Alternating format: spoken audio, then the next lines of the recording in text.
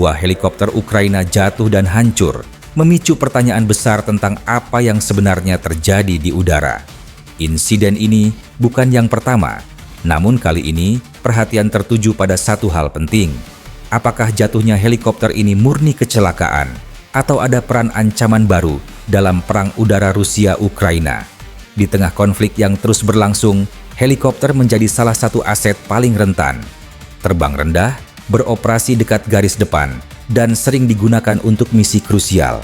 Setiap penerbangan membawa risiko tinggi. Ketika laporan mulai mengaitkan insiden ini dengan kemungkinan penggunaan drone dan senjata anti-udara jarak dekat, spekulasi pun bermunculan. Namun, apa yang benar-benar bisa dibuktikan dan mana yang masih sebatas dugaan? Untuk memahami insiden jatuhnya helikopter Ukraina ini, kita perlu melihat konteks penuh, dari fakta yang telah dikonfirmasi hingga perkembangan terbaru dalam perang udara modern.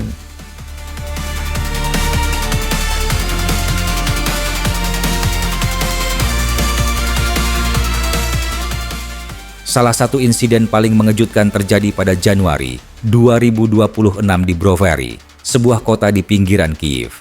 Sebuah helikopter jatuh di area permukiman, sangat dekat dengan taman kanak-kanak. Tragedi ini menewaskan awak helikopter, warga sipil, dan sejumlah pejabat tinggi Ukraina, termasuk Menteri Dalam Negeri. Peristiwa ini langsung menarik perhatian dunia.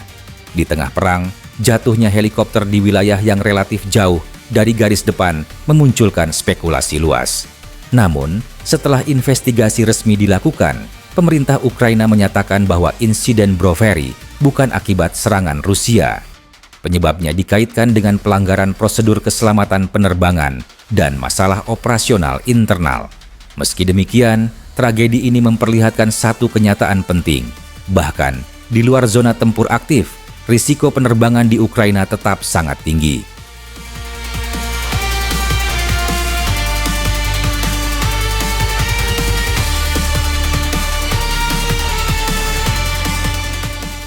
Berbeda dengan kasus Brovary, di garis depan konflik, helikopter Ukraina memang berada dalam bahaya konstan. Helikopter digunakan untuk berbagai misi penting, mulai dari mengangkut pasukan, mengevakuasi korban luka, hingga memberikan dukungan tembakan langsung. Untuk menghindari radar jarak jauh dan sistem pertahanan udara besar, helikopter biasanya terbang rendah. Namun, justru di ketinggian rendah inilah ancaman semakin beragam. Senjata ringan, rudal panggul, dan sistem pertahanan udara jarak pendek menjadi risiko nyata. Dalam situasi seperti ini, helikopter tidak hanya menghadapi ancaman dari darat, tetapi juga dari udara dalam bentuk yang semakin tidak konvensional.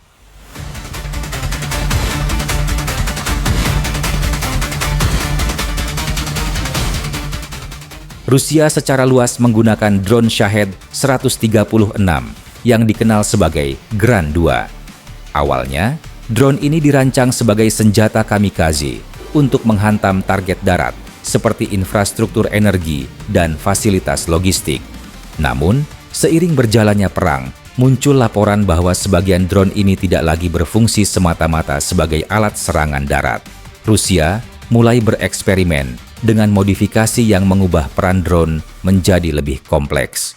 Tujuan utamanya bukan menjadikan drone sebagai pemburu udara, melainkan memberi kemampuan bertahan ketika drone dihadang oleh helikopter atau pesawat Ukraina.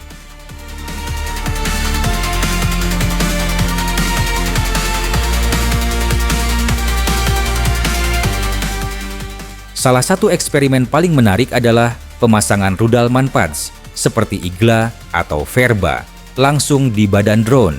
Biasanya, manpads adalah senjata yang dioperasikan oleh satu prajurit dari darat dan dirancang untuk menargetkan pesawat atau helikopter terbang rendah dengan pemandu panas. Dalam konfigurasi drone, manpads ini tidak mengubah Shahed menjadi sistem pertahanan udara penuh. Fungsinya lebih sebagai kejutan taktis. Jika sebuah helikopter mendekat untuk mencegat drone, maka drone tersebut berpotensi meluncurkan rudal ke arah sumber panas mesin helikopter. Ada pula laporan terbatas mengenai penggunaan rudal udara ke udara R-60 yang dimodifikasi agar bisa diluncurkan dari drone. Namun hingga saat ini, semua informasi ini masih berada di wilayah eksperimen dan uji lapangan. Yang paling penting untuk dicatat adalah bahwa belum ada bukti publik yang benar-benar terverifikasi bahwa helikopter Ukraina telah dijatuhkan secara pasti oleh drone yang membawa manpads. Efektivitasnya masih diperdebatkan oleh analis militer.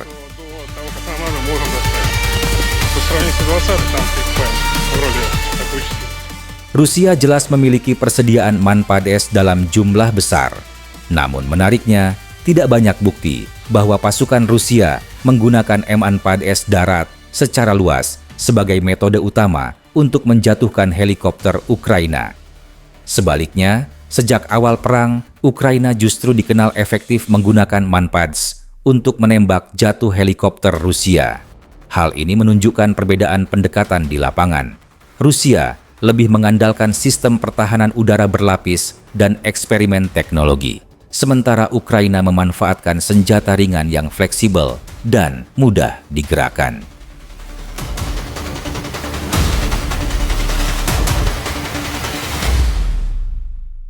Respons dunia terhadap insiden helikopter Ukraina sangat bergantung pada konteksnya. Untuk tragedi Brovary, reaksi internasional datang dengan cepat. Banyak negara menyampaikan belasungkawa, menyoroti jatuhnya korban sipil dan anak-anak, serta menunjukkan solidaritas terhadap Ukraina. Namun, untuk insiden helikopter yang terjadi di medan tempur, responsnya jauh lebih berhati-hati. Sebagian besar negara memandang peristiwa tersebut sebagai bagian dari dinamika konflik bersenjata yang sedang berlangsung. Hingga kini, tidak ada kecaman global khusus terkait dugaan penggunaan drone bermuatan manpads oleh Rusia, terutama karena belum ada bukti kuat yang dapat diverifikasi secara independen.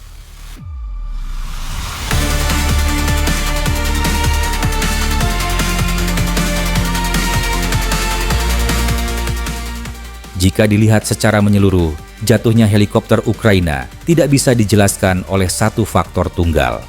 Ada kecelakaan non-tempur, risiko operasional di wilayah perang, ancaman sistem pertahanan udara, dan eksperimen senjata baru berbasis drone. Drone Rusia dengan manpads belum terbukti menjadi pengubah permainan.